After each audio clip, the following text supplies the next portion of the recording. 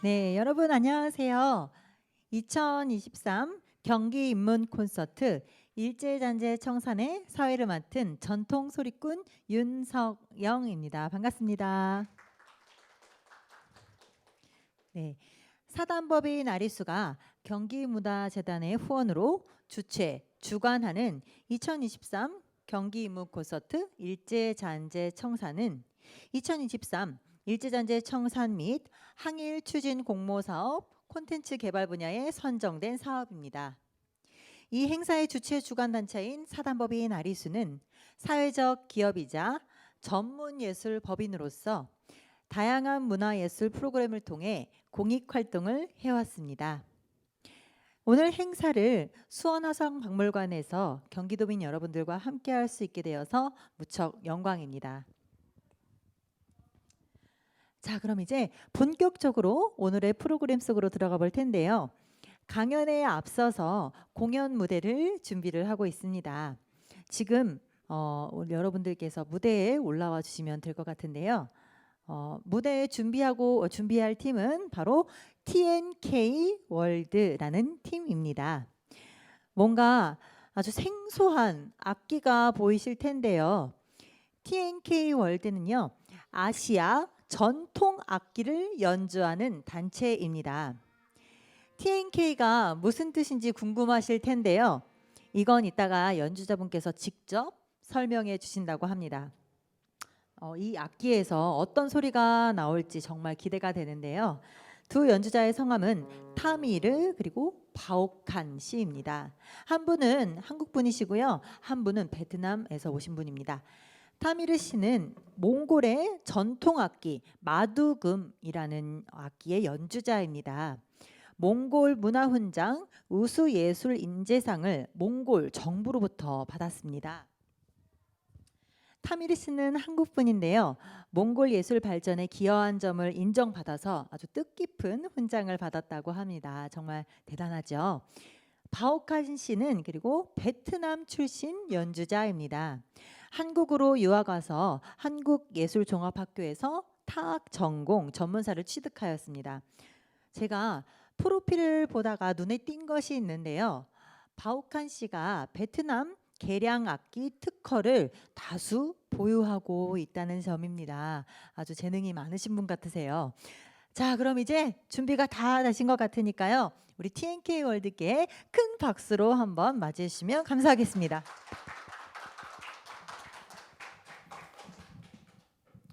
반갑습니다. 소개받은 TNK 월드입니다. 저는 TNK 월드에서 T를 맡고 있는 한국인 마두금 연주자 타미르고요. 옆에 계신 분은 K를 맡고 있는 베트남 호치민에서 온 바오칸입니다. 저희가 본격적으로 둘이서 활동한 지는 그렇게 오래되진 않았어요. 작년에 이제 같이 우연한 기회로 만나서 한국의 몽골과 베트남의 음악을 한번 알리면서 활동을 한번 해보자 해서 의기투합해가지고 결성을 하게 된 게 TNK 월드라는 팀입니다. 그 TNK 월드가 궁금해하시는 분들이 많으실 텐데 단순합니다. 타미르 앤 바오카스 뮤직 월드라고요. 저희가 몽골과 베트남의 다양한 음악들을 알리고자 지은 아주 즉흥적으로 지은 이름입니다. 말 그대로 오늘도 몽골과 베트남 그리고 여러분들이 아실 법한 음악들을 들려드리고자 여러분들 앞에 이렇게 섰습니다. 굉장히 뜻깊은 자리에서 이렇게 여러분들 만나 뵙게 돼서 정말 반갑고요. 첫 곡을 들려드리기 전에 악기에 대해서 간단하게 설명을 드리고 진행을 하도록 할게요. 먼저 저부터 진행을 하도록 하겠습니다. 제가 연주하는 이 마두금이라는 악기는요, 아까 설명을 해주셨다시피 몽골의 전통 악기이고요. 몽골에서는 전통 악기 이상으로 하나의 전통 문화로 자리 잡아 있어요. 어느 정도냐면은 큰 축제나 중요한 행사 때 마두금 연주자가 제일 먼저 나와서 그 자리에 함께 하고 있는 모든 사람들한테 좋은 기운을 북돋아주기 위한 그 전통 음악 연주를 합니다. 그런 전통이 굉장히 오래됐어요.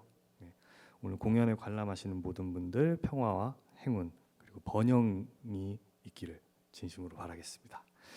자, 첫 곡을 들려드릴 텐데요. 첫 곡은요, 몽골의 음악을 준비를 했습니다. 이 곡은 현대 무곡이에요. 잘름하르라는 곡이고요. 한 마리의 흑마가 초원을 달리는 걸 표현한 무곡입니다. 그래서 멜로디는 되게 단순해 보일 수도 있지만은 그래도 아무래도 몽골의 상징이 말이다 보니까 이 말이 초원을 뛰노는 거를 연상하시면서 감상하시면 좋을 것 같습니다. 여러분들의 큰 박수로 시작하도록 하겠습니다. 감사합니다.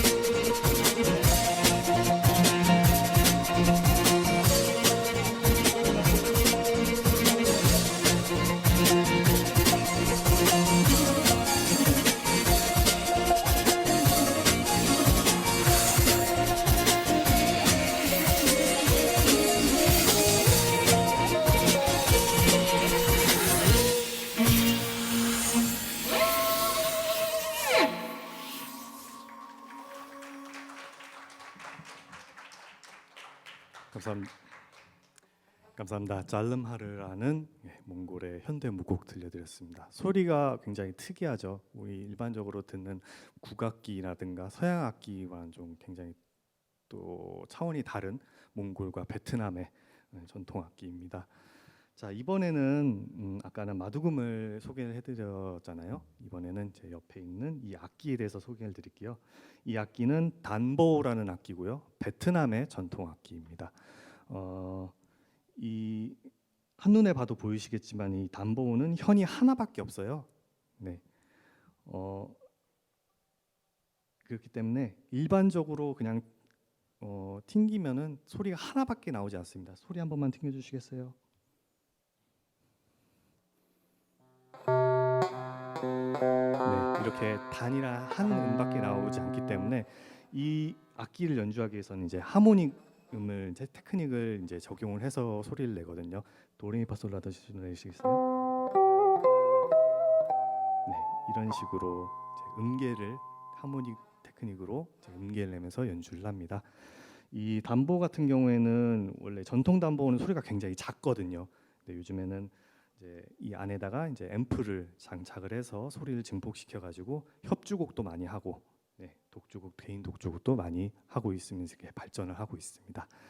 자, 단보를 이제 소개를 해드렸는데요. 이제 단보를 소개해드렸으니까 이번에는 베트남의 전통 민요를 들려드리려고 합니다. 쫑검이라는 곡이고요. 이 쫑검이 뭐냐면은 베트남의 전통 타악기 이름이에요. 조그만하게 생긴 북인데 이 북이 재밌는 게 뭐냐면은 음정을 조율을 할 때 쌀밥을 그 북면에다가 붙여요.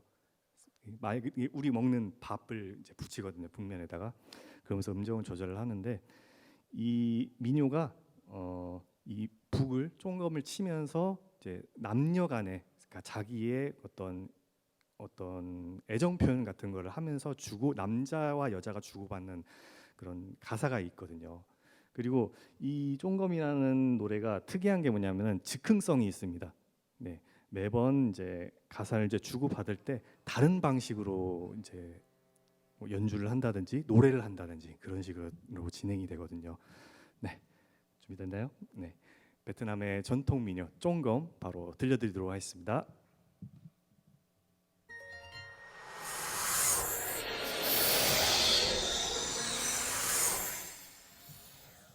네, 죄송합니다. 네, 잠깐.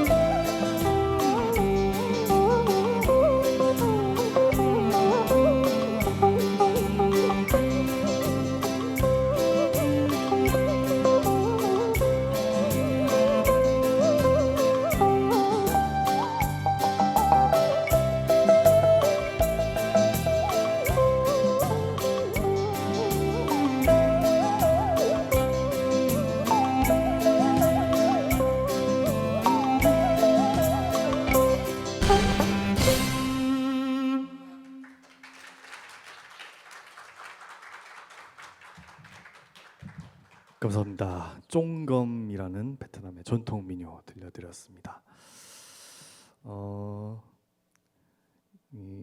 저희가 이제 개인적으로 활동하는 시간은 굉장히 많이 있었거든요. 각자 이제 연주 경력도 꽤 되는데 저희가 처음에 이제 TNK 월드를 결성하고서 활동을 시작을 했을 때는 좀 걱정이 많았어요. 아무래도 몽골이나 베트남의 음악은 아무래도 비주류다 보니까 많은 분들이 좋아해 주실까 그런 걱정도 많이 했는데 회가 거듭할수록 많은 분들이 좋아해 주셔가지고 저희가 그거에 어떤 좋은 기운을 받아서 계속해서 활동을 하고 있는 것 같습니다. 여러분들 너무 감사드리고요. 이번에 들려드릴 곡이 저희 공연의 마지막 곡이 될 것 같습니다. 여러분들 다들 알고 계시는 한국의 전통 민요 아리랑을 들려드리면서 저희 마무리하도록 할게요. 다음에 또 여러분들 좋은 기회에 다시 만나 뵙게 됐으면 좋겠습니다. 아리랑 들려드리면서 마무리하도록 하겠습니다. 지금까지 저희는 몽골 베트남 뮤직 듀오 TNK 월드였습니다. 감사합니다.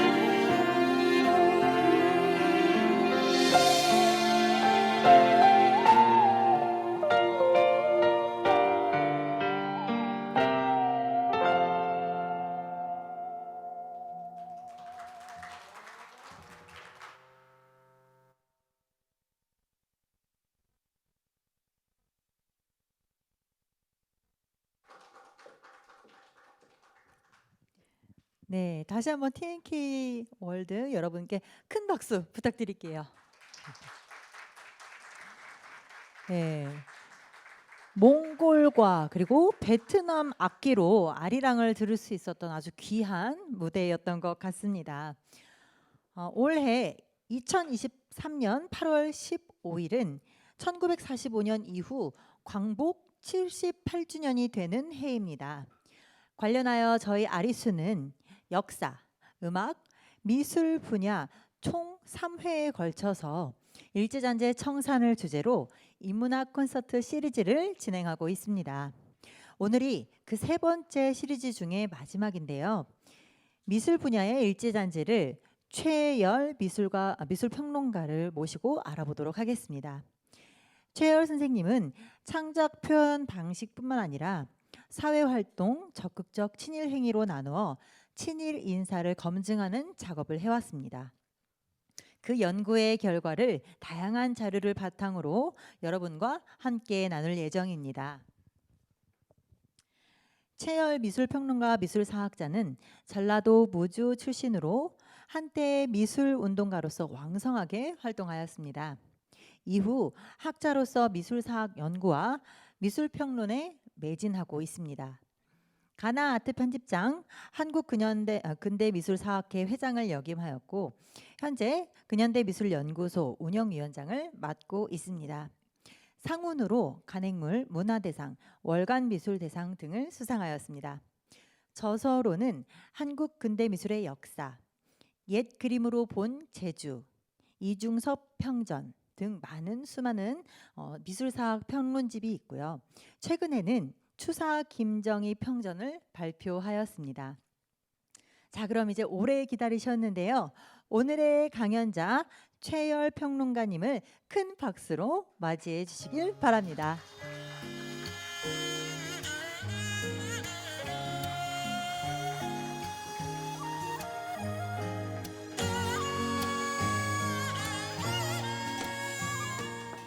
그 1시간 정도 제가 이제 얘기를 할 텐데요. 처음에 잠깐 전체적인 개요 정도 이야기하고 준비된 그 슬라이드 그림을 보면서 이모저모 이제 얘기를 하는 걸로 그렇게 진행을 할게요.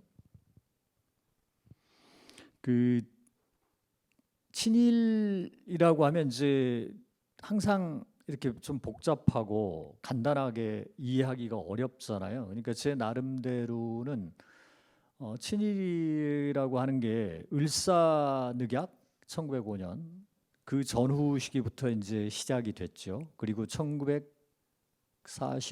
8월까지 지속이 됐는데 저는 이제 미술 쪽 공부를 하면서 크게 두 개로 봐요. 그러니까 1937년에서 38년 대동아 전쟁 그 이전과 그 이후, 그리고 이제 제가 깊이 있게 공부를 안 했지만 해방 후에도 여전히 친일이 있죠. 그러니까 저는 이제 오늘 중심은 1937년 대동아 전쟁기 1945년 8월까지 그 사이 이미지들을 가지고 얘기를 할 거고요. 저는 이제 근본주의적 태도는 갖고 있지 않습니다. 그러니까 일제시대 때 살았다. 그러니까 넌 친일을 했어. 또 요즘 주민등록증 있잖아요. 그러니까 일제시대 때 이제 이 식민지 시대를 살았어요. 그러니까 넌 친일이야. 천황 밑에서 신민으로. 그런 태도는 갖지 않고요. 그렇기 때문에 이제 상당히 좀 복잡하고 어려움이 있어요. 그러니까 1차 친일은 저는 이렇게 보는 거죠. 이게 다 제 개인 견해예요. 민족문제연구소 견해도 아니고 어떤 국가적 견해도 아니고. 그러니까 1차 친일은 협력적 태도라고 생각합니다. 그러니까 상호 협력적이라는 거죠. 이를테면 비타협적 자강론자도 있어요. 또 타협적 자강론자도 있고, 또 심지어는 수능주의자, 최대 수능주의자, 또는 이완용처럼 나라를 이제 팔아먹는 그런 매국노들이 있죠. 그러니까 그러면 지금 제가 쭉 이야기한 모든 게 다 친일이죠. 친일이라는 점에서 맞아요, 본질적으로. 그러나 다 다릅니다. 우리가 여러분들이 이제 법정에 가실 일은 거의 없으셔서 이렇게 특별히 신경 안 쓰시겠지만 범죄라는 게 빵 하나 훔친 사람, 심지어 나중에 이제 수백억을 이렇게 불법적으로 먹은 사람 다 다르잖아요.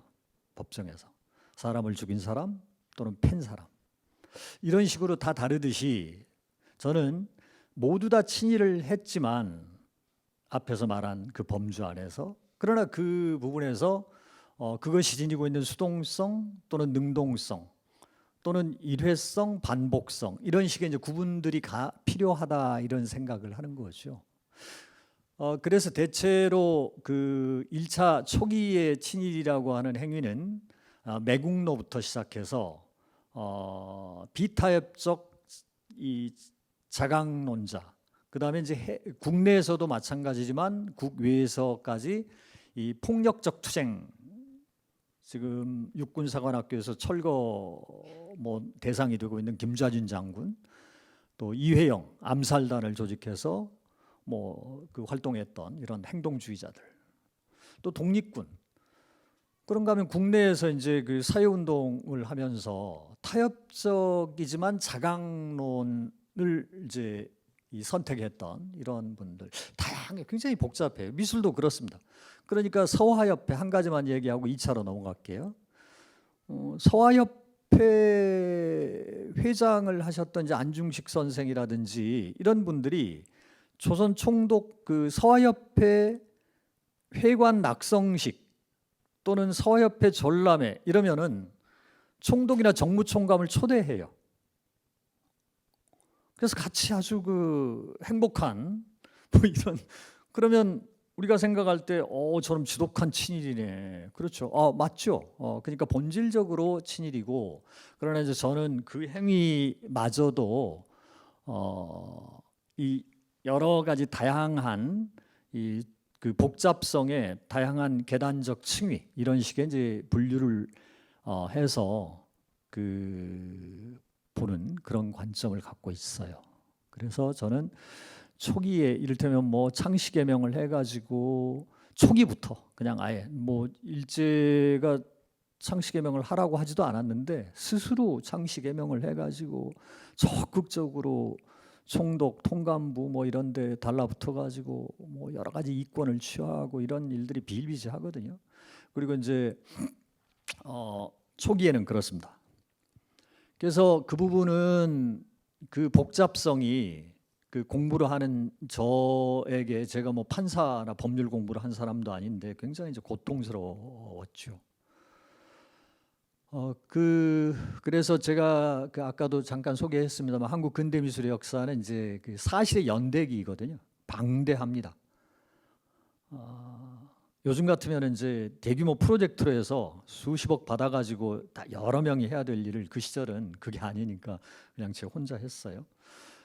거기에는 이제 그런 행위들을 대부분 다 포함을 시켰죠. 그렇지만 그걸 내가 친일이다, 이 부역 행위다 이렇게 이제 규정하지는 않았었습니다. 그러나 1937년 이후 이제 전시체제 미술이라고 하는 항목을 따로 만들었어요. 매년 연 단위로 이제 하는데, 그래서 이제 여러 가지 생각해봤습니다. 그러니까 굉장히 거칠게 이야기를 할게요. 이를테면 창씨개명한 행위는 어떻게 볼 것인가? 1937년 이후에 또 여러분들 잘 아시다시피 의용군제도, 또 지원병제도, 여기에 총 들고 나간 사람은 어떻게 합니까? 저는 그런 경우를 이제 친일이나 부역으로 분류를 하는 건 이제 찬성하지 않았습니다. 창씨개명한 사람, 또 그다음에 조선비전이라고 하는 당시에 국가적 규모로, 그러니까 총독부가 전체 한반도 전체를 대상으로 하는 공모전람회가 있어요. 그건 일본 식민지였던 대만도 그랬고 또 일본 식민지였던 만주국도 그랬거든요. 그러면 거기에서 이를테면 조선 총독상이 1등상이에요. 공동 1등상은 이제 창덕공사상이라고 그래서 그 순종 황제의 상이죠. 그리고 거기에 입선, 특선 뭐 다양한 사람들이 있어요. 일본인도 있고 우리 조선인도 있고 거기 심사위원도 있습니다. 그럼 그렇게 이제 참여를 했던 사람 1922년부터 시작했는데요. 1944년까지 거기에 참여한 사람들은 어떻게 볼 것인가? 길고 긴 토론과 제 자신의 그 기준을 가지고 거기에서는 전부 배제했습니다. 그런 행위는 다 배제했어요. 제 스스로. 그럼에도 불구하고 이제 그것이 친일이 아니라고 주장하는 건 아니죠. 예를 들어서 지원병제도를 찬양하는 그림을 그렸어요. 또 그 저명한 친일 인사의 그 동상을 또 주문 제작을 해요. 라든지 이런 행위가 친일이 아니라고 말할 수는 없죠. 이제 그러나 그것들이 갖고 있는 복잡성이라는 게 있습니다. 그러니까 아까 1차 친일의 경우는 이제 제 나름의 기준으로 협력의 시대, 그 다음에 1937년 이후는 이제 국력 조선 총력 연맹 산하의 조선미술가협회, 경성부미술가협회, 또 거기에서 행하는 조선미전하고 이제 달리해요. 그래서 그건 총후 미술전. 그래서 이제 내선 일체, 이런 이제 직역 봉공 이런 식의 전혀 다른 맥락이 의미가 계속 부여가 됩니다. 이건 그러니까 동원 체제죠. 협력 체제가 아니에요. 하지 않으면 안 돼. 이렇게 되는 겁니다. 그래서 이 굉장히 다르다는 거예요. 그래서 저는 주목하기를 1937년 대동아 전쟁 이후의 행위로 대부분 다 주목을 했고요. 그때는 작가, 평론가, 비평 행위 이런 말할 것 없이 그 황국 신민으로서의 천황을 찬양하는 이런 그 각자 맡은 직업 전선에서 최선을 다하는 거죠. 그러니까 주부도 직역봉공을 하는 거예요. 밥을 열심히 지어서 식구들을 잘 먹여주고 건강하게 하면 그건 굉장한 천황에 대한 그 맹세고 천황에 대한 충성이 되는 겁니다. 당연히 그렇죠. 그러면 이제 주부도 친일한 사람이 되는 거죠. 그런 관점에서 그런 그 틀로 보면.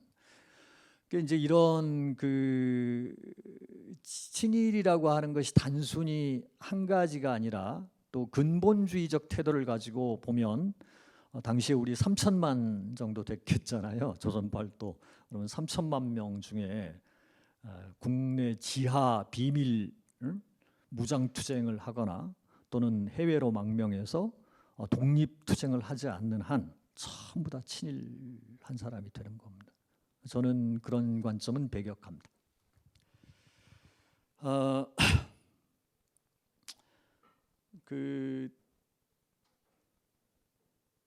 이제 제가 예전에 그 정리를 했던 것들이 있는데 이 적극성이나 소극성 또는 능동성이나 수동성 이런 여러 가지 이제 기준을 가지고 얘기를 하면 굉장히 이제 복합적인 거예요. 그래서 쭉 넘어가 봅니다. 이제 이유가 굉장히 있어요. 제가 이렇게 이제 얘기를 쭉 그 분리를 하는 건 그 나름대로의 섬세한 이유들이 다 있는데 뭐 거칠게 이제 제가 이렇게 굵게 척추만 이야기하는 거죠. 1차 시기 활동, 그다음에 뭐 그러니까 저희가 이제 근본주의를 싫어해요. 종교에서도 이를테면 하느님, 이 예수의 아버지 예수의 하느님을 믿지 않으면 전부 사탄이다. 이런 근본주의적 태도, 이스라엘 유태교 이런 것들, 이런 근본주의는 너무 싫어요. 우리가 이제 이 일반 생활을 하는데도. 그래서 우리가 이제 일정한 그 현실성을 가지고 우리가 모든 것들을 판단하고 그 폭을 가지고 얼마만큼 내 폭을 넓힐 것이, 사랑이라는 것이 어디까지 이 금긋기를 해야 되는가 이런 거죠. 증오라는 게 어디까지 금긋기를 해야 되는가, 이런 범죄 행위도 어디까지 우리가 단죄를 해야 되는가 이런 거죠. 그래서 그 이후로 가면 이제 일억일심으로 직역봉공을 해야 되고 뭐 이런 게 아주 끔찍해요. 그러니까 단광회 같은 경우는 아예 제가 이제 친일 부역, 이건 부역자들이다.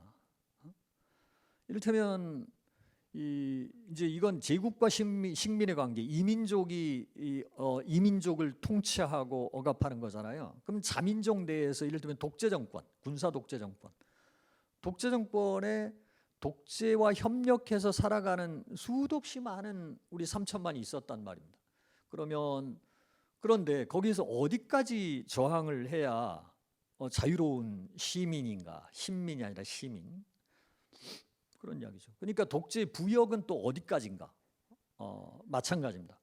근데 이 단광회 같은 경우는 달라요. 좀 이따 이제 그림으로 한번 보여드리고, 그래서 이런 글들을 마구 쓰는 거죠. 우리는 황국시입니다. 이게 조선 사람이 쓰는 거란 말이에요. 동경에서 일본 사람이 일본의 천황, 자기 천황, 그것도 범죄 행위인데 인류에 대한 이런 타민족의 천황에게 이 군국에 보호할 것이다. 천황에게 보답하겠다. 나를 이렇게 먹여 살려주니 이런 글들을 막 쓰고, 그래서 쭉 이런 이야기를 이제 개론으로 해 봅니다.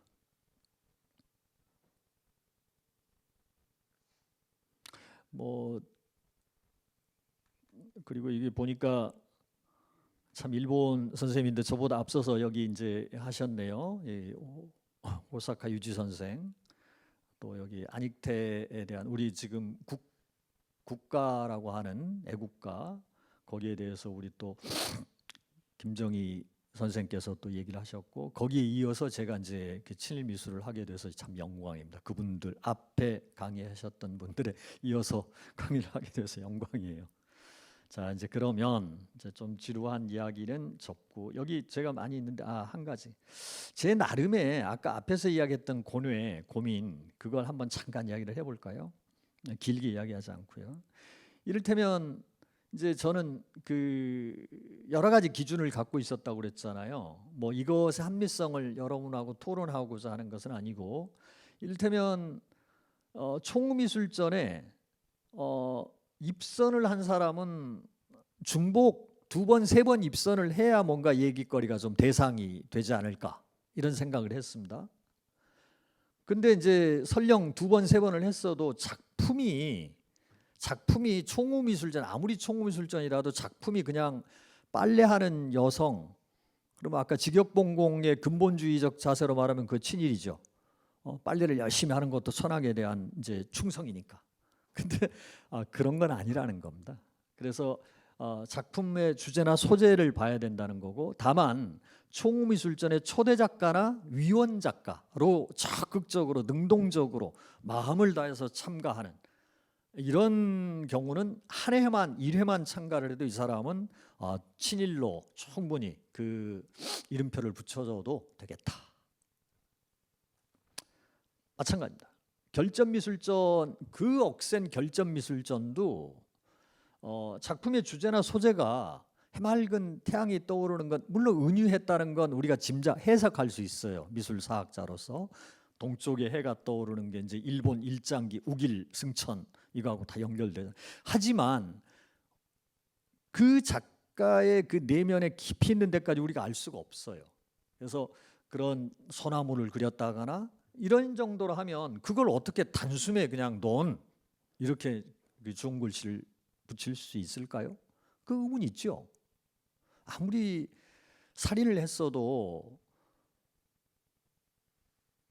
아버지가 엄마를 진짜 10년 동안 구타를 하고 이랬을 때 그 딸의 입장에서 그런 게 있잖아요. 정상이라는 게 마음에 가슴에. 우리 이제 그런 이야기를 하는 겁니다. 뭐 이런 식의 나름의 이제 그 반복성이라든지 능동성이라든지 수동성이라 여러 가지 이제 그런 고민을 많이 하고 있다. 그리고 여기 보시면 이렇게 많은 자료들을 이제 그 문헌 근거해서 찾는 거예요. 이를테면 1948년 대한민국 정부가 반민족 행위 처벌법 이 문장을 읽어보면요 아주 선명합니다.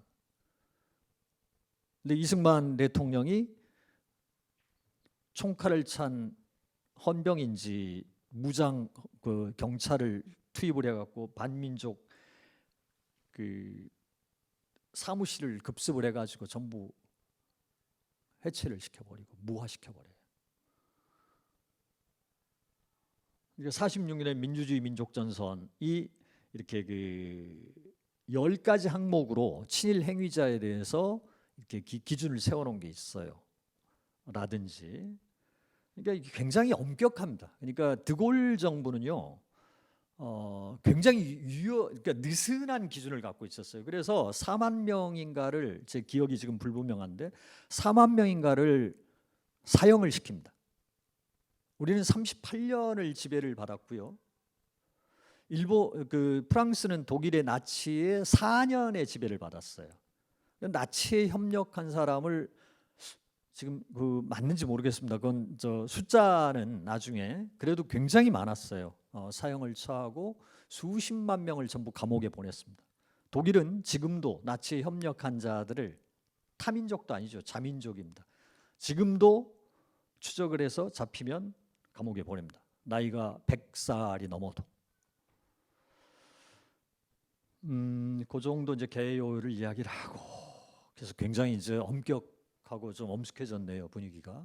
그래서 아무래도 이제 이런 주제를 갖고 웃으면서 즐겁게 이렇게 들을 수는 없으니까 그냥 이제 다음부터는 뭐 이미지, 그림, 자료 이런 것들 보시면서 조금 마음을 푸시기를. 1941년입니다. 그러니까 1937년에 노구교 사건을 이제 조작을 해요. 노구교라고 이제 이 다리를 지나가는 일본 장교들이 지나가는데 일본의 야쿠자들, 낭인들을 중국 사람 복장으로 입혀가지고 일본군 장교를 타격을 해요. 그게 노구교 사건입니다. 그걸 빌미로 해서 만주, 관동 100만 군대가 중원 대륙으로 침략을 해 내려오는 겁니다. 이런 중국 놈들이 우리 일본군 장교를 감히 이런 식이에요. 그게 베트남 전쟁도 그랬잖아요. 어쨌든 그런 이제 이후에 그래서 도발을 하고 일본 총리가 1941년에 아시아는 하나다.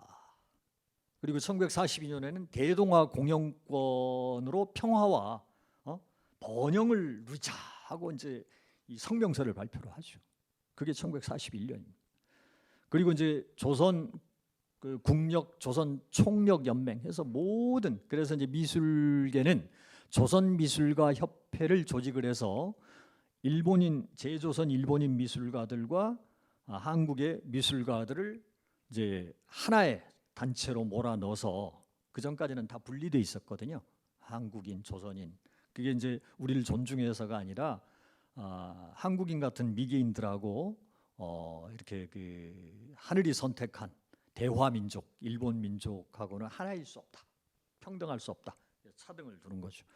그래서 다 했는데 이제 1941년 정도부터는 대동아를 선언을 했으니까 전부 다 이제 하나로 막 묶어요. 그러니까 동원 체제죠. 전시 동원 체제.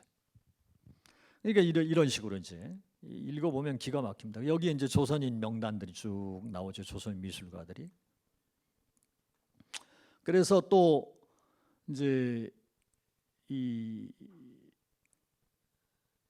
여기를 보시면 님의 부르심을 받들고서 딱 하고 여기에 이제 화가는 춘곡 고희동 당시에 그 조선 서화미술협회 총무로 시작했던 이제 제일 그 발기인 13명 중에 맨 막내예요. 어린.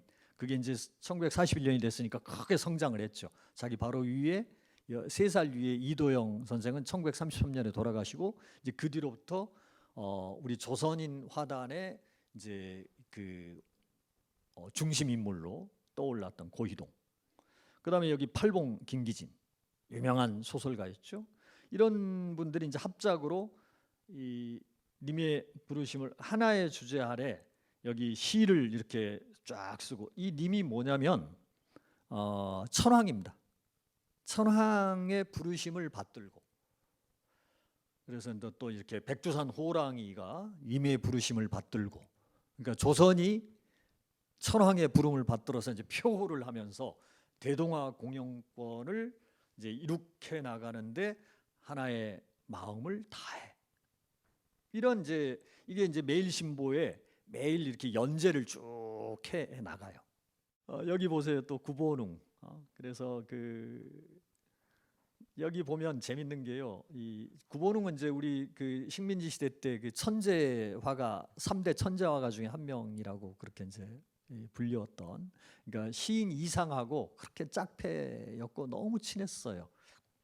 그 꼽추였어요. 구본웅 어릴 때 그 이렇게 식모가 얻고 있다가 떨어뜨려 가지고 이제 이 천재 화가인데 여기 보면 채필 보국의 일념 그러니까 뭐냐면 채필이 채색하는 붓으로 그 은혜에 보답하는 나라의 은혜에 보답하는 이런 의미거든요.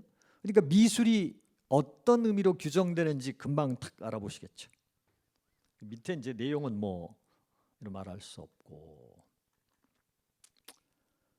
그래서 여기 그 사변과 이 사변이 뭐냐면 이제 진화 전쟁 그러니까 대중국 전쟁입니다. 성스러운 일본 제국의 천황의 군대가 그 미개한 진화 그리고 일본에 감히 일본군 장교를 학살한 이런 미개한 진화 중국을 이제 처단을 해서 광명우 세계로 평화의 세계로 이끌겠다.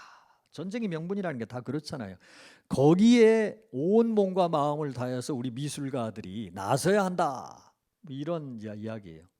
미술 평론이 이제 이런 식으로 이루어져요.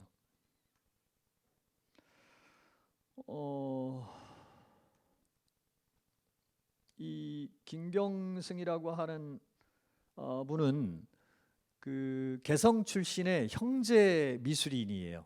이제 김인승, 김경승. 그러니까 이제 이 두 분인데 이분은 조각가죠. 동경미술학교 나온. 근데 이 뒤에 보십시오. 그래서 대동아 전쟁의 그 후방에서 전쟁 일선이 아니라 전쟁 후방에서 열심히 탱크와 항공기를 만들고 그런 그 건장한 이제 이런 게 일본만 그런 게 아니라요.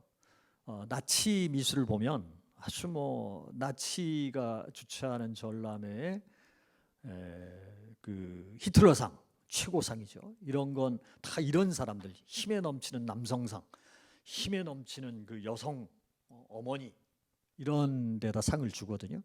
이게 이제 다 전쟁 미술이라고 보시면 됩니다.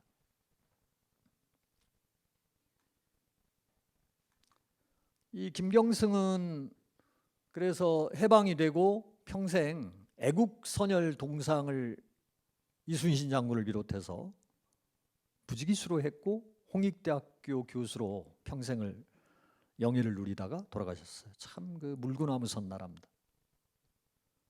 근데 이것만 해서 우리가 그 이제 전쟁 후방에서 그 일을 열심히 하는 여성의 모습 이런 조각들을 했어요.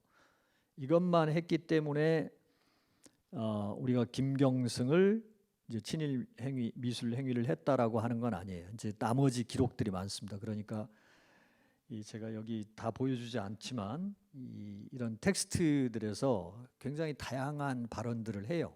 그 천황에 대한 찬양, 충성심, 미술인으로서 온 몸을 다해서 나라에 보답할 것이다. 이런 내용들이 이제 잔뜩 있어요.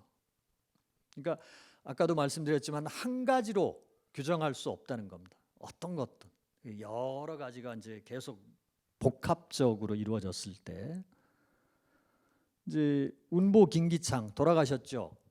저는 그 재능과 그 삶의 뭐랄까요, 그 이제 어릴 때는 농아가 아니었어요. 초등학교 다닐 때는 어떤 과정을 통해서 이제 그 흔히 이제 귀머거리가 된 거예요. 농아가 된 거예요. 그래서 참 평생 좋은 일도 많이 했어요. 그 농아 학교도 후원을 하고 참 그 집안도 또 그 아내도 박내현이라고 아주 훌륭한 화가고 덕수궁에서 크게 전시했었죠. 그러거나 말거나 일단 이런 일들을 했어요. 또 이런 사파.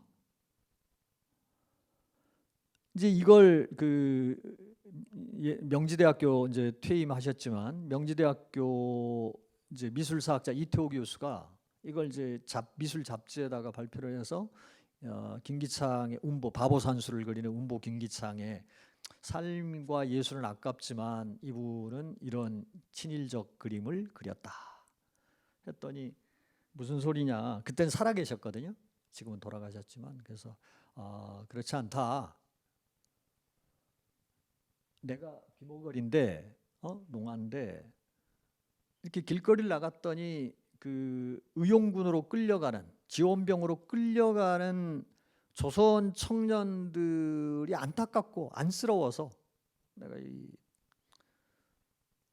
스케치를 했던 걸 잡지사에서 달라고 그래서 그냥 줬더니 그렇게 이제 그렇게 싫었다. 요거요. 요런 거. 그래서 또 그런가 했죠. 그런데 참 그 역사라는 게 신기한 거예요. 민족문제연구소에서 한참 뭘 하다가 소국민이라고 어린이 그 잡지예요.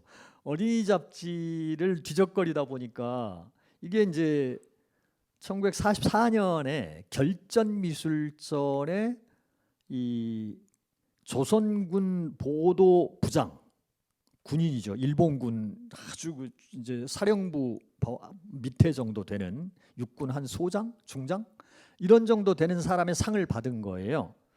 그런데 보세요. 그 저 남진아에서 뭐 베트남이 됐던 태국이 됐던 뭐 필리핀이 됐던 거기에 밀림 정글에서 맹활약을 하는 이 황군, 천황의 군대, 일본 군대. 그 군대의 그 용맹한 투쟁상을 이제 그린 사진이 발견이 된 거예요. 결전미술전에 이 작품을 출품을 했다는 겁니다. 좀 이따가 아니라 지금 바로 보죠. 결전미술전.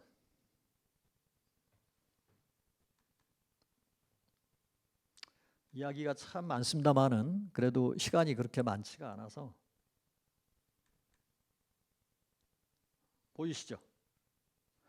결전 도록은 없어요. 이렇게 목록만 남아 있습니다. 이것도요 다 없어졌어요.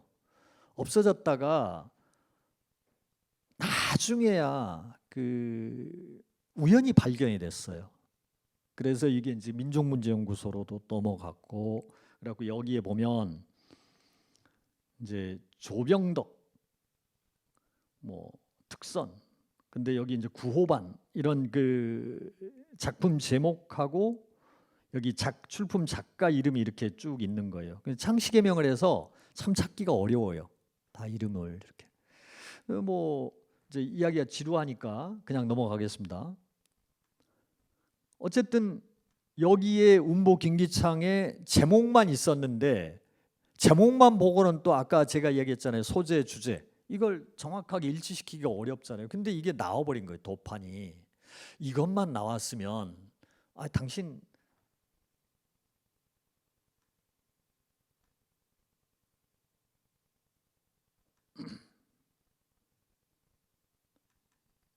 불쌍해서 그린 게 아니라 맹활약을 하는 한국은 맹활약을 하는 이 사람도 그렸잖아요. 이거 어떻게 된 겁니까 이건? 이렇게 이제 여기까지 의문이 왔어요. 근데 더 놀라운 것은요.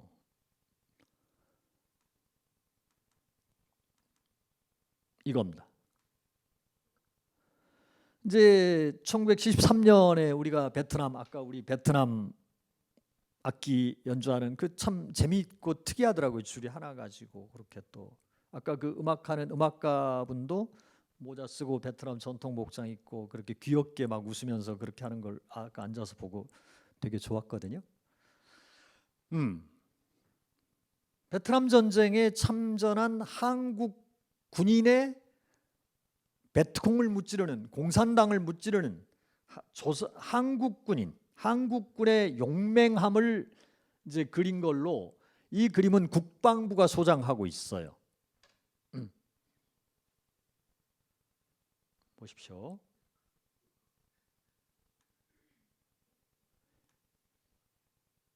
이게 천황의 군대고요. 이건 한국군이에요. 이분은 천황의 군대와 한국군을 왜 이렇게 섞어서 그 기억으로 그리신 거죠. 나중에 박정희 정부 시절에 이제 베트남에 파병을 했을 때 한국군의 용맹한 활동을 하는 걸 그림으로 그려달라 하고 국가가 이제 그 후원을 해서 이렇게 그린 거거든요. 이게 어떻게 생각하십니까, 여러분들은? 그냥 제가 설명 안 해도 이게 이걸 똑같이 이렇게 그리는 거예요. 물론 이제 가보진 않았겠죠. 모르겠습니다. 그래서 이제 이런 그 여러분들이 이제 이런 것들을 이렇게 보시고 나면 월남 전쟁 기록화를 이렇게 했는데 물론 이제 당시에 화가들한테 물감과 돈만 준 게 아니라 전부 베트남도 현지 시찰도 하게 했어요, 정부에서. 그래서 갔다 오고 이제 그린 건데요. 재밌는 건요. 여기 이제 여기에서 에피소드가 있는데 국방부 지금 용산 대통령실 그게 그건가요? 이거 모르겠고 그건 중요하지 않고 거기에 그 한겨레 신문의 국방부 출입 기자가 마침 민족문제연구소 출입기 잠시 이렇게 왔다 갔다 하면서 했거든요. 그러다가 그날 이제 그 며칠 전에 가서 이렇게 며칠 전에 가서 이런 게 이제 운보 김기창 그림이 이게 발견이 됐다고 이제 그래서 이게 그러네요. 그러고 이제 있는데 이제 국방부 출입 기자라서 로비에 가가지고 이제 그 누군가를 인터뷰하기 위해서 신청을 해놓고 로비에서 기다리는데 가만히 보니까 이 그림이 국방부 로비에 이렇게 벽에 걸려 있는 거예요. 이 그림이. 그래서 어디서 본 것 같은데 그러고 가서 이제 보니까 운보 김기창 그림인 거예요. 똑같네. 그 어제 민족문제에서 본 거하고. 그래가지고 물어봤죠. 그러고 이제 가만히 보다 보니까요, 이 눈동자, 요 눈동자에 구멍이 뻥 뚫려 있는 거예요. 다른 건 멀쩡한데. 그래서 나중에 취재를 해보니까 그림을 떼보니까 이렇게 그림을 걸어놓으면 뒤에 벽면, 대리석 벽면, 거기 그림을 떼보니까 거기에 자국이 있는데 총탄 자국인 거예요.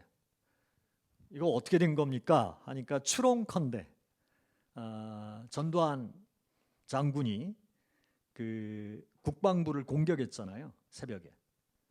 그래서 그 계엄사령관을 체포하고 했을 때 총격전이 벌어졌어요. 그 국방부 건물에서. 그래서 계엄군하고 쿠데타군하고 전두환 쿠데타군하고. 그래서 그때 총알이 날아가서 이 누나를 관통을 했는데 친이라고 관계 없는 거예요. 누나를 관통을 했는데 이렇게 뻥 뚫렸는데 검은색이 그대로 검으니까 아무도 신경 안 쓴 거죠.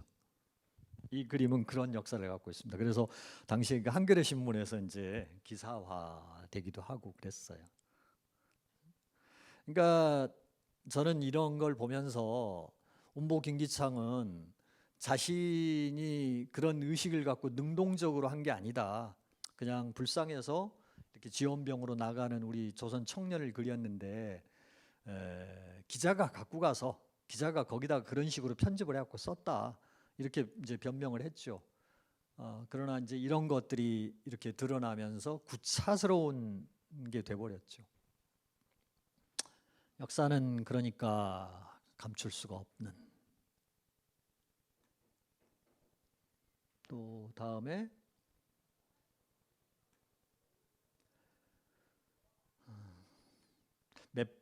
시간이 언제까지 하죠?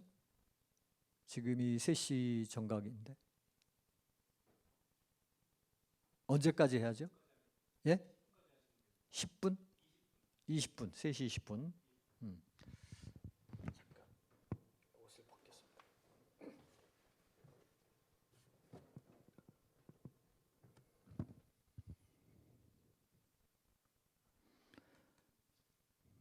그리고 이제 조금 빨리 넘어갈게요. 그러니까 하얀 부채에 붉은 피의 정성으로 그린 그림을 황군 위문용으로 헌납했다. 그래서 김용진이라고 하는 그 양반 출신의 화가로 매우 우리 조선 서화계에서 존경받는 분이었어요. 근데 이런 신문 기사를 찾는 겁니다. 그러니까 어떻게 해요? 근데 이런 거 한 번만 했다고 이분이 친일 화가다? 글쎄, 저는 의문이에요. 그리고 무슨 그림을 그렸는지 또 그 소재나 주제가 정확히 나오지도 않아요. 그냥 뭐 매화 그림 그리고 산수화 그리고 그러지 않았을까? 또는 꽃을 그리고. 근데 그걸 가지고 친일하고 부역을 했다고? 그건 지나침이죠. 그러나 이 행위가 근본적이고 본질적으로 친일이 아니다라고 말할 수는 없다는 겁니다. 이런 거. 그러니까 김은호 화백. 여기 보면 일본 사람인지 창씨개명을 한 사람인지 모르지만 성스러운 전쟁을 찬양하는 건데 여기는 후지산입니다. 백두산이 아니라 후지산을 그리고 성스러운 영험스러운 봉우리에 뒤엉킨 우리 일억, 그러니까 당시에 그 일본 내지의 일본인 본토인 그다음에 한반도에 3천만, 그다음에 대만, 그다음에 만주 신민들 이렇게 해서 다 합치면 한 1억쯤 됐대요. 그래서 그 1억의 마음을 하나로 모아서 이 성스러운 영봉에 이제 이 성전을 찬양하라 뭐 이런 거죠. 그러니까 그림 자체는 그냥 이 맑은 산수화지만 여기에 이렇게 또 편집을 해놓으니까 그렇게 되는 거죠. 그리고 이제 김은호는 그러니까 김은호가 아무리 그렇다 해도 그냥 이런 산수화를 그렸을 뿐이다. 편집자가 이렇게 뒤에 썼을 뿐이다. 이렇게 말할 수는 있는데 그렇지 않아요. 당시에 그 애국 금체회라고 그래갖고 우리 여러분들 기억하실 겁니다.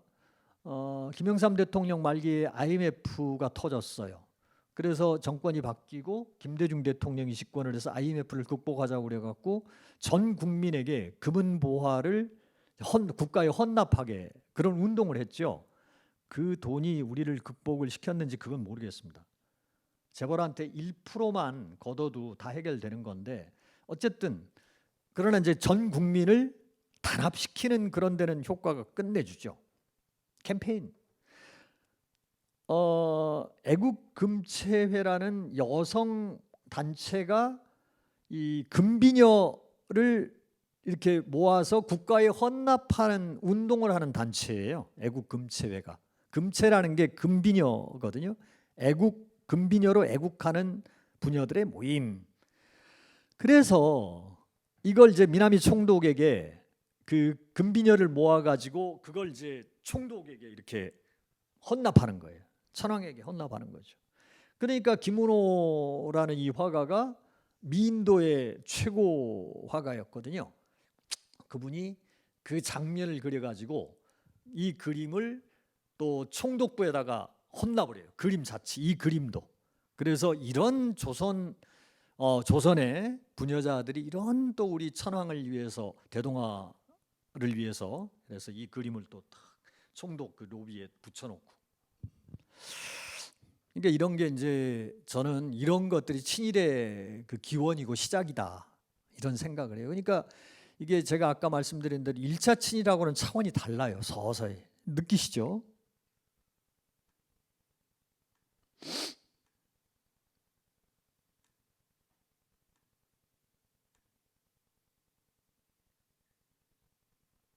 또 어디 있습니까? 요게 이제 그거네요. 그래서 김은호 화백의 역작. 요 아까 보신 그 그림 있잖아요. 금체회 부녀가 총독에게 금체를 헌납하는 금체 헌납 완성. 21 금차회의 간부로부터 미나미 총독에게 진정 받침 이렇게 탁 이런 기사가 이제 요게 김은호 화백이에요. 그때는 자랑스러운 일이었을지 몰라도 해방이 되고 보니까 세상이 뒤집어지고 먼 훗날 후학들이 이런 신문 자료들을 찾아가지고 이제 보니까 역사가 부끄러운 역사가 돼버렸죠. 모르겠습니다. 슬픈 이야기죠.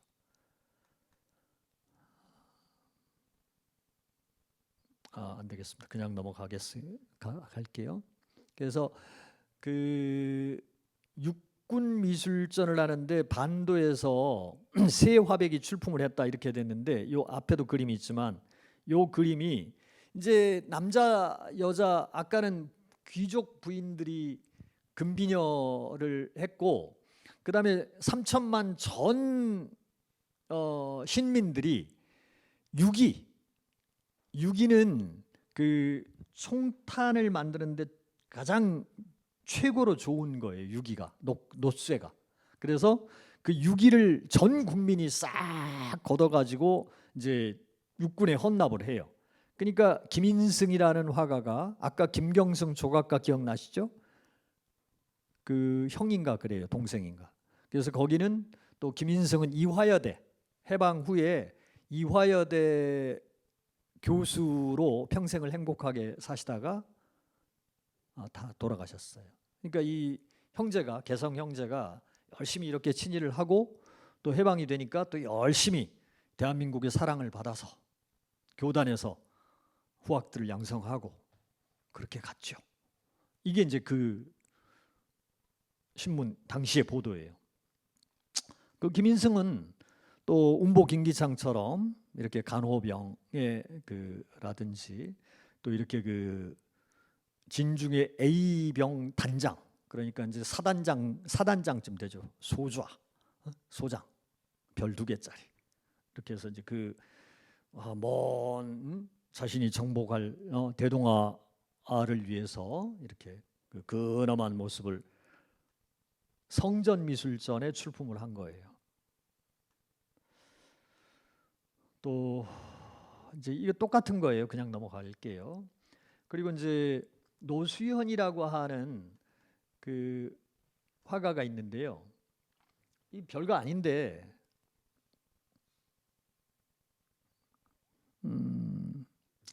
어떻게 표현을 할까요? 이제 이런 이분은 이런 대동아 전쟁 시기 이전에 만화를 그렇게 잘 그렸어요. 집안이 또 가난해가지고 이렇게 신문사에다가 만화를 그려가지고 만화가, 삽화가로 명성이 자자했습니다. 그래서 이제 그 원고료로 해서 또 생계에도 이끌어 나가고 또 한편으로 왜냐면 그림이 당시에 팔리거나 이러지 않았으니까. 우리나라에서 그림 시장이 제대로 형성이 된 건 1970년대예요. 그 전에는 그림이 뭐 돈이 되고 이런 시절은 아니었거든요. 그래서 이런 만화로 가지고 이제 그 당시에 세태를 풍자하는 게 아니라 적극적으로 이제 그 식민 체제, 천황 체제를 계속 이제 지원하는, 응원하는 그런 내용의 만화들을 계속 그렸어요. 채권을 사면 너무 좋다든지 애국 채권 뭐 이런 거. 그래서 이분은 이제 그런데 해방이 되고 서울대학교 교수로 평생을 또 행복하게 누리시다가 돌아가셨죠. 그리고 그런 건 또 애들 장난이에요. 여기 보세요. 단광해라고 그래갖고 단이 붉을 단이에요. 피, 단심, 오직 한 마음, 임을 향한 단심 뭐 이런. 그래서 요 뒤에 그림을 합작으로 그리고 여기는 화가들이 쫙 뭐 이렇게 모여 있는 거예요. 그래서 당시에 이제 또 이렇게 단광회 회원들이 그려가지고 이건 뭐냐면 조선에서도 이제 징병제를 실시를 했지 않습니까? 1943년에. 그전에는 조선인을 그 의용군이나 이런 걸 해서 뽑아가도 총을 안 줬습니다. 미영 귀축, 미국이나 영국의 귀신 같은 짐승들에게 총을 겨누어야 되는데 이 조선 놈들한테 총을 주면 이 총뿌리를 언제 돌릴지 모른다 해가지고 전장에 내보내는데 총을 안 줬어요. 처음에. 그러니까 나중에 이제 44년 언제 막판에 총을 줬다고 하긴 하는데, 그러니까 총알 바지가 된 거죠. 그냥 앞에 쭉 내보내고. 어쨌든 간에 그런 징병제도를 실시를 하는 것을 너무너무 행복한 일로, 천황에게 충성할 수 있는 이제 드디어 기회가 왔다, 이런 그 감격스러운 마음으로 이 그림을 그린 거거든요. 그래서 그 그림을 또 조선군 사령관, 용산에 조선군 사령부가 있었어요. 장곡천정 그 사령관이 이제 별 4개짜리가 거기 지배하는, 거기에 가서 이 단광의 회원들이 이 그림을 이제 헌납을 해요. 그러면 조선군 사령관이 조선인들이 이렇게 천황을 위해서 군대에 징병이 되는 걸 너무 이렇게 행복하게 생각하는군요 하고 격려를 하고 이걸 받아서 지 로비에 또 탁 걸어놔요. 이제 그런 걸 하는 겁니다. 징병제 실시 기념 단광의 합작화 군의 헌납. 그래서 저는 제가 공부를 하다가 단광의 회원에 이름 올리면 무조건 이 사람들은 전부 다 친일로 그냥 규정해도 아무 무리가 없겠다, 이런 생각이 확 들었었죠. 근데 그렇게 하지 않았습니다. 거기서 이제 골랐어요. 반복, 그거 한 번 했다고 무조건 넣어야 돼? 이런 생각이 들었었던 거죠. 참 어렵습니다. 그러니까 그 구별하는 게. 그러니까 사람마다 연구하는 사람마다 또 공부하는 사람마다 이제 그 기준이 다르겠죠. 그러니까 이걸 공부를 안 하면 그냥 다 친일한 놈들인 거예요. 너나 조금이라도 흔적이 있으면. 이제 박득순이라고 하는 좋은 화가가 있는데 이분이 또 소국민이라고 아까 어린이 잡지에 일본 군대가 이렇게 맹활약 그 미국의 어마어마한 연합함대를 완전히 박살을 내지 않습니까? 여기 일본 그 비행기들이 팍팍팍 그러니까 이렇게 해서 이제 어린 아이들이 보고 이야 우리 일본군 황군의 공군이 정말 대단하구나 하는 감동을 하는 거죠. 여기 신정순 평 요게 이제 처음에는 일본 사람인 줄 알았죠. 연구를 하다 보니까 박득순 선생이 신정순 평으로 창시개명을 하셨었던 거예요. 참 선생이라고 불러야 돼 뭐 이런 생각도 들지만 어쩌겠습니까. 배운성이라는 또 유명한 화가가 있어요. 나중에 월북했거든요. 그래서 북한에서 활동을 했는데 일제시대 때 또 이렇게 우길승천길들 일본 군대에 님의 부르심을 받들고서 이런 그림을 그렸고 뭐 송정은 그냥 넘어갈게요. 그러니까 이제 황군들이 잠시 휴식을 취하는 또 심형구라는 정말 이분 적극적으로 친일 활동을 했는데요. 이분이 또 조선미전에 이런 그 흥하를 지키다. 그러니까 아시아 흥성하는 아시아 천황이 이렇게 보살피고 천황이 두루 품는 그런 아시아 흥성하는 아시아를 지키는 이렇게 황군 이런 모습을 더 그려갖고 1940년에 일찍이 이렇게 또 그 심영구 아까 그 김기창 뭐 이런 분들하고 김인성 이런 분들하고 다 비슷비슷해요. 사파들을 이렇게 그렸어요. 그리고 안석주라고 하는 다재다능한 분이 계신데 해방공간에서 돌아가셨지만 이분도 또 이렇게 신시대라는 잡지에다가 보세요. 이렇게 어린 꼬마 아이들이 장난감을 가진데 전부 일본군 비행기, 그죠? 이런 장난감을 들고 즐겁게. 그리고 이 윤효중이라고 배재를 나오고 동경미술학교 소조부 조각과에 유학을 해서 당시에 목조 조선이 탄생시킨 나무 조각의 천재. 정말 재능이 좋거든요. 제 나이 또래보다 조금 위에 분들은 윤씨 농방이라는 유명한 농방을 아실 거예요. 60년대. 그 윤씨 농방의 주인입니다. 윤효중, 윤씨. 근데 지금은 이제 흔적도 없지만 그래서 이분이 그 천인침이라고 당시에 그 아들이든 남편이든 이제 전쟁에 끌려나가요. 징용, 강제노동, 또 징병.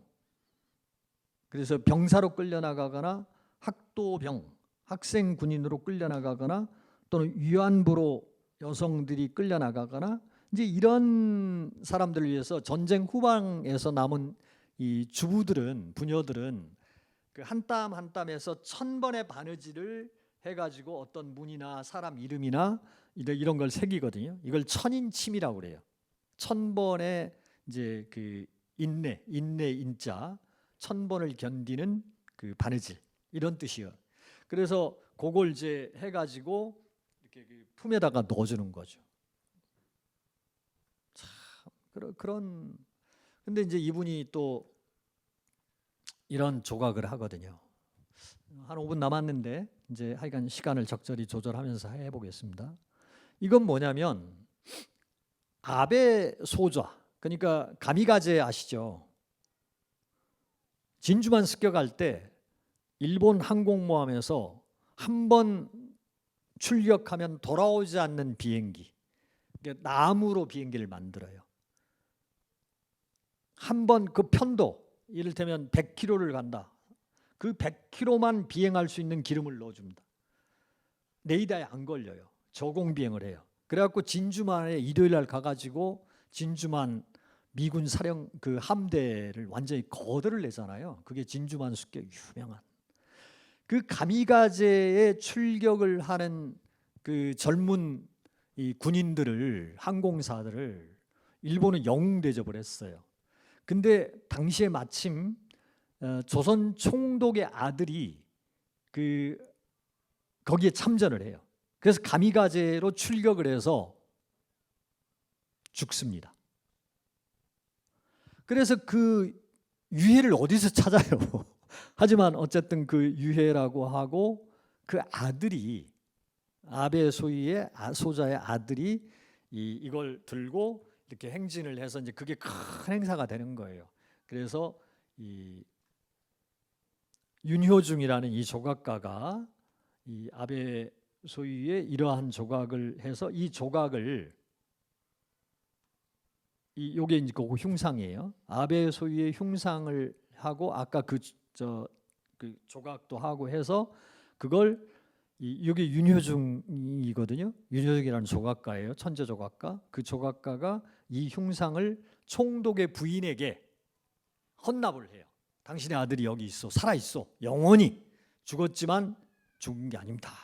그래서 그 감격에 그걸 보도 기사가 탁 나오는 거죠. 이 윤효중은 해방이 되고 홍익대학교 조각과 교수로 평생 행복하게 사시다 돌아가셨습니다.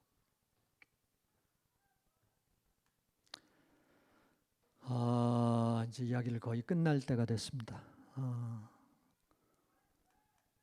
참 정연홍이라고 이제 여기 그 친일 문제에서 약간 그 민감하고 미세한 문제인데 길게 이야기하지 않고 이제 반도지광이라는 잡지의 사파들을 이렇게 그렸어요. 일본 군대의 맹활약을 이렇게 그림으로 많이 그렸습니다. 이분이 전문 사파가거든요.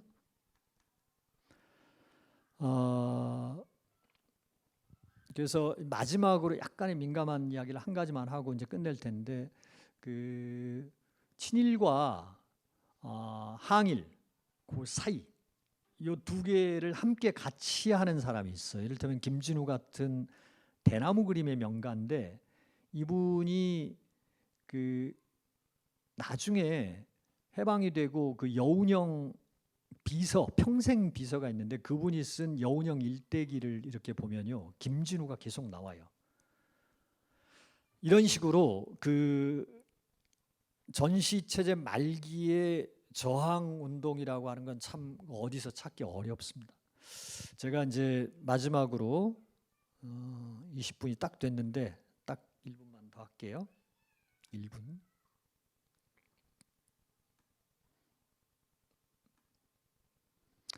근데 사람들은요 예전에는요 지금 여기 그림들을 쫙 보시면 이 아롱아롱 이렇게 몽롱하게 그리는 이런 화려한 채색 이런 걸 그때 당시에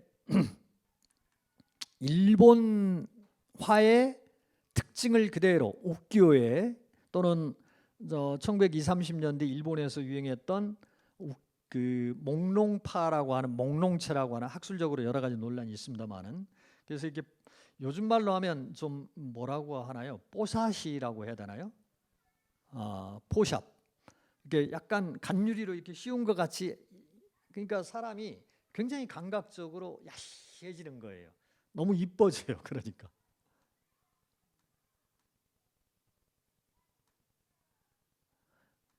이런 식의 이런 그 일본색 그러니까 아까 제가 이제 행위에 여러 가지가 있는데 그러면 이런 일본화의 스타일을 계속 고집을 하고 있었던 이게 이제 해방이 되고 국립서울대학교에서 일본색 청산의 교육 커리큘럼이 짜져요.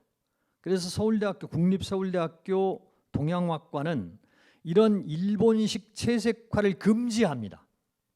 그리는 것도 금지, 교육하는 것도 금지, 이제 이런 식으로 됐죠.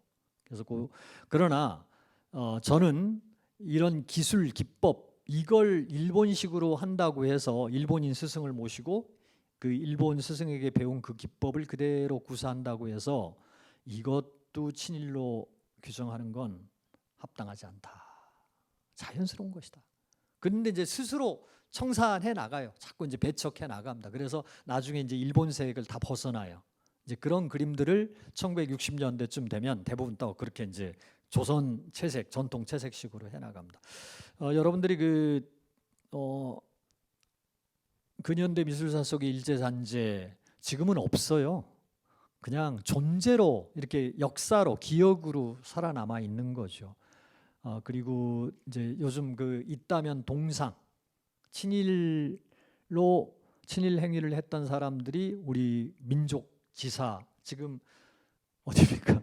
그 춘향 남원 광안리의 춘향상이 지금 한참 보도 기사 복잡하죠.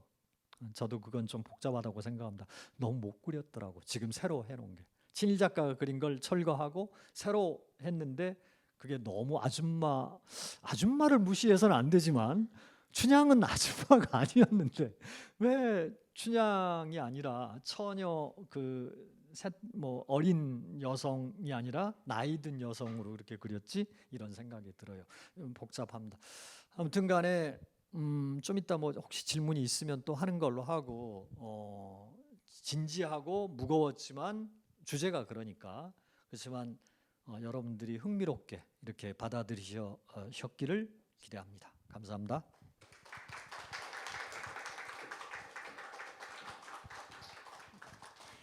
네, 여러분 오늘 뜻깊은 이렇게 강연을 해주신 최희열 평론가 분께 다시 한번 큰 박수 부탁드릴게요.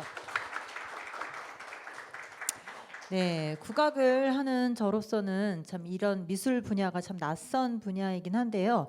이렇게 다양한 자료를 보면서 시각적으로 이렇게 자료들을 보면서 강연을 들으니까 머릿속에 그래도 쏙쏙 잘 들어오는 것 같았습니다. 여러분들도 오늘 유익한 시간 되셨나요? 네, 감사합니다. 자, 그러면 오늘 60분 동안 이렇게 강연을 들으시고 우리 평론가 분께 궁금하셨던 부분이라든지 뭐 나는 이런 생각을 가지고 있다라는 그런 의견이 있으시면 한번 생각을 나눠보는 시간 가져보도록 하겠습니다. 손을 들어서 이렇게 알려주시면 저희가 마이크를 가져다 드릴게요. 질문하실 분 계실까요? 네, 잘 들었습니다, 선생님. 저는 이제 진짜 어떤 게 친일인지를 정확하게 구분하는 것이 어렵다 이 얘기해 주셔서 되게 동의가 되고 잘 봐야겠구나라는 생각이 들었고요. 혹시 항일한 작가들 그런 작품들이 있을까? 그런 게 궁금합니다. 항일 작품들은 어떤 게 있을까 궁금했습니다. 그런 질문이 나오기를 기다려. 오늘은 친일을 하라고 그래서 친일을 한 거죠. 오늘은 친일을 하라고 그래서 친일을 한 거고요. 제가 친일을 했다는 게 아니라. 네. 질문을 해주셨으니까 여기 제가 그 재밌는 그림 카드 몇 장을 갖고 왔는데 이제 좀 이따 끝나고 드릴게요. 몇 개를. 4가지 종류가 있는데 그 항일이라고 하면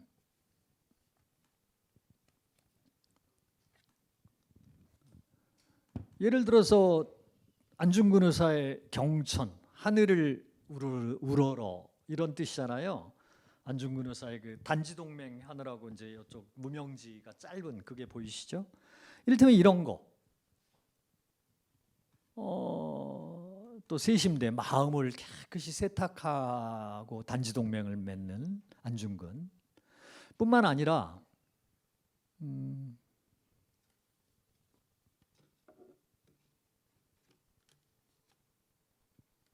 어디 있나요? 뭐가 많은데 뭐 이런 그 이제 그림은 좀 답답한데 이런 거 또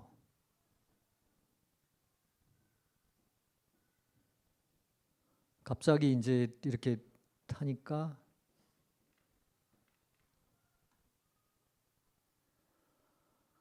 예를 들어서 일본이 우리 조선 민인들, 백성들의 고혈을 빨아먹는 조선 식산은행에 대한 고발 이런 거라든지 많아요. 그러니까 이런 그 부정 권세를 우리가 이제 여기 사람 모습이죠. 여기 머리, 양팔, 몸통, 다리.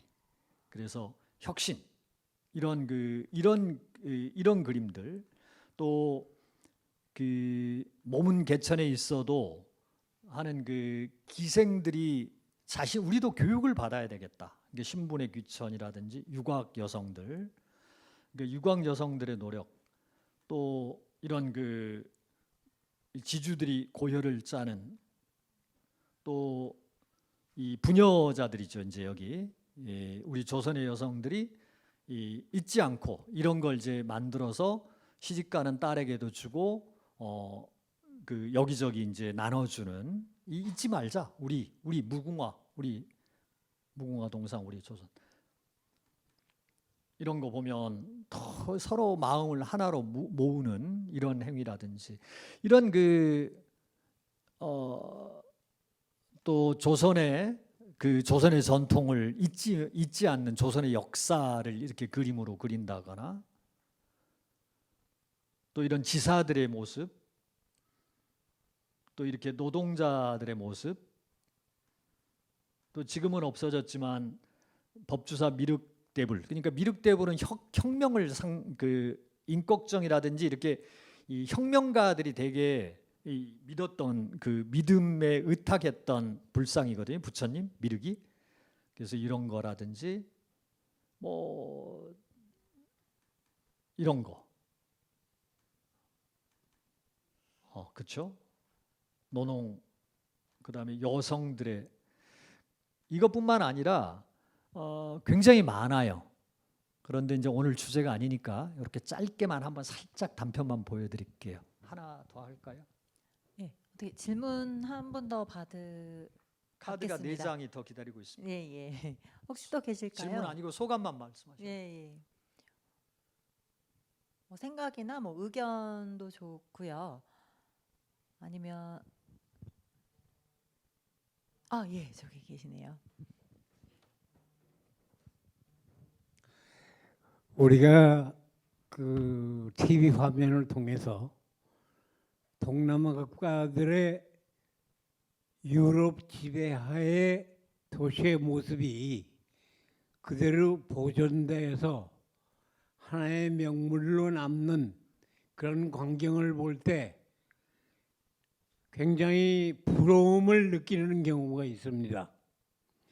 오늘 소개된 여러 가지 그림들 중에 혹시 보존되지 아니하고 사라져버린 작품들은 그 이유가 이 친일이기 때문에 사라졌다, 이런 이해는 없을까? 굉장히 걱정스럽고요. 보존이 된다면은 어떤 방식으로 보존이 돼서 보는 사람으로 하여금 오해가 일어나지 않고 작품의 가치를 중요시해서 보존되는가? 예를 들어 아까 잠깐 소개된 목조 조각품의 대가의 작품은 윤효중.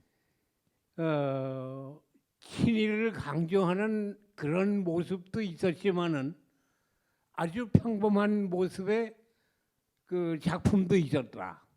그러면 그런 것들이 어떻게 분리돼서 보존되고 있는가 좀 여쭤보고 싶습니다. 감사합니다. 이 이야기 끝내는 거죠. 이 이야기하고 그 윤효중 이제 말씀을 딱 이렇게 찍어서 해주셨으니까 윤효중뿐만 아니라 실제로 이제 그분들이 여인상이라든지 또 누드라든지 대부분 다 보존돼 있습니다. 다만 이 신기하게도 제가 지금 쭉 그 친일 이제 이렇게 그걸 보여주는 이렇게 이제 모아놨는데 조금 다 쪼잔하잖아요. 뭐 이를테면 막 김황기, 뭐 이중섭, 박수근처럼 화려한 그런 게 아니잖아요. 왜 그러냐면 다 없앴던 것 같습니다. 추론. 이 작가가 해방이 되니까 세상이 확 바뀌었잖아요. 그러니까 그때는 이제 막 거래가 잘 되는 시절이 아니니까 자기 창고에 아뜰리에 이렇게 다 있었을 텐데 그걸 아마 다 없앴던 것 같아요. 그러니까 뭐 하나도 흔적이 없고요. 다만 기록으로 보니까 아까 그 김인승이라고 그 김경승의 이제 형 김인승이라고 이대 교수했던 분하고 박영선이라고 당광에 참가했던 이 두 분 화가, 이 두 분이 1946년도에 그 자기 스승이 산전신일이라고 우리 한반도에서 일제시대 내내 미술 교사로 활동하셨던 일본인 화가가 계세요. 근데 이분이 조선미전 심사위원도 했고 또 자기 제자들한테 참 잘했나 봐요. 조선인 제자들한테. 그래서 덕망을 많이 쌓은 모양이에요. 친이라고 관계없이. 그런데 요지는 이거예요. 딱 확 건너뛰어서 얘기를 하면 이분이 우리 한반도에서 전쟁을 찬양하는 본격적인 회화, 일본에 그게 굉장히 많이 보존이 돼 있거든요. 그래서 일본에서는 일본 1급 최고급 화가들이에요. 이분들이 그 전쟁을, 대동아 전쟁을 찬양하는 그림들, 전쟁화가 굉장히 많이 일본 근대미술관에 보존돼 있습니다. 신기한 건 한반도에 건너와 가지고 한반도에서 여러 차례 전람회를 했지 않겠습니까? 이렇게 로댕전 뭐 하는 식으로 마티스전, 뭐 피카소전 이런 식으로 우리 여기 전시를 많이 했는데 그걸 산전신일이 다 관리를 했나 봐요. 그래갖고 정확하게 학술적으로 다 증명된 건 아닙니다. 이걸 다 모아갖고 있었는데 해방이 돼버린 거예요. 그러니까 패전을 한 거예요. 그래서 자기는 일본으로 가야 되는데 151점인가 돼요. 이 거대한 151점을 들고 갈 수가 없으니까 김인승, 박영선 이 두 분한테 부탁을 해요. 보존 갖고 있어 달라. 그래서 해방이 됐는데도 이 두 분은 일본의 전쟁을 찬양한 그림인데 이제 몰래 계속 갖고 있었어요. 아무도 몰랐어요. 산전신일은 사라져 버렸고 일본으로. 그래서 산전신일이 메가더 사령부에다가 일본의 메가더 사령부에다가 계속 교섭을 해요. 그래서 그게 한국에 있으니 그걸 그 일본군 사령부에서 인수를 받아 가지고 그걸 미국의 전리품으로 갖고 가되 영구 대여를 일본에 해달라. 이 운동을 하세요. 그래서 미군 사령부, 메가더 사령부가 이제 우리 하지 중장한테 명령을 해서 하지 중장이 미군 집차를 갖고 와서 박영선, 김인승 집에서 151점을 회수를 해갑니다. 그래서 미국의 전리품으로 돼서 미국으로 가요, 워싱턴으로. 근데 산전신일은 계속 그 노력을 하는 거예요. 전리품을 반환해달라 해가지고 연대를 정확히 기억 못합니다. 1960년대인가 70년대에 이 영구 임대, 그러니까 돌려주는 거죠. 전리품이니까 전쟁 물자라서 그냥 반환하지는 않고 영구 임대 형식을 빌어서 일본에 줬고 그게 일본 근대미술관에 이제 들어가요, 수장고에. 그래서 그때부터 이제 일본의 위대한 전쟁 미술하고 자랑스럽게 전시를 계속해요. 그런 일은 있습니다. 그리고 윤효중의 여러 그 천재적인 여러 작품들, 그런 작품들은 지금도 여전히 한국 조각사의 역사적인 맥락을 짚는 전람회를 국가기관에서 하면 또 국가기관에 소장도 돼 있고 해서 전람회 가끔 나오기도 하고요. 그렇게 해서 그 분리가 돼서 그렇게들 하고 있습니다. 그러니까 아예 못하게 철문으로 막아버리고 감옥에 가두는 게 아니죠. 그렇습니다. 좋은 질문이었어요. 네. 감사합니다. 오늘 제가 여태까지 했던 오늘 일제잔재 콘서트 중에서 시리즈 중에서 가장 수준 높은 질문들이 나왔던 시간이었던 것 같습니다. 오늘 이렇게 뜻깊은 강연을 이렇게 맞춰주셔서 너무너무나 감사드리고요. 우리 근현대 미술사 속의 일제 잔재를 하나하나 이렇게 짚어주시고 그 청산의 길을 함께 생각하게 해주신 시간이었던 것 같습니다. 어떻게 유익한 시간이 되셨길 바란데 되셨나요? 네. 이제 최열 평론가님을 보내드려야 할 시간입니다. 다시 한번 큰 박수로 인사하시길 바랍니다. 아쉽게도 2023 경기 입문 콘서트 일제잔재 청산 역사, 음악, 미술 분야는 이것으로 막을 내립니다. 2024년에도 좋은 내용과 그리고 경기도민이 공감할 수 있는 콘텐츠로 다시 찾아뵙겠습니다. 그리고 마지막으로 제가 부탁 말씀 하나 드릴 게 있는데요. 나가실 때 잠깐 시간 내셔서 오늘 강연에 대한 설문지 응답을 부탁드릴게요. 설문지 응답을 해주신 분들께는 저희가 작은 선물을 준비했다고 하니까요. 꼭 받아가셨으면 좋겠습니다. 오늘 귀한 시간 내주신 모든 분들께 진심으로 감사드리고 여름 막바지 건강 유의하시길 바라면서 다시 또 좋은 모습으로 찾아뵙겠습니다. 지금까지 아리수 윤석영이었습니다. 감사합니다.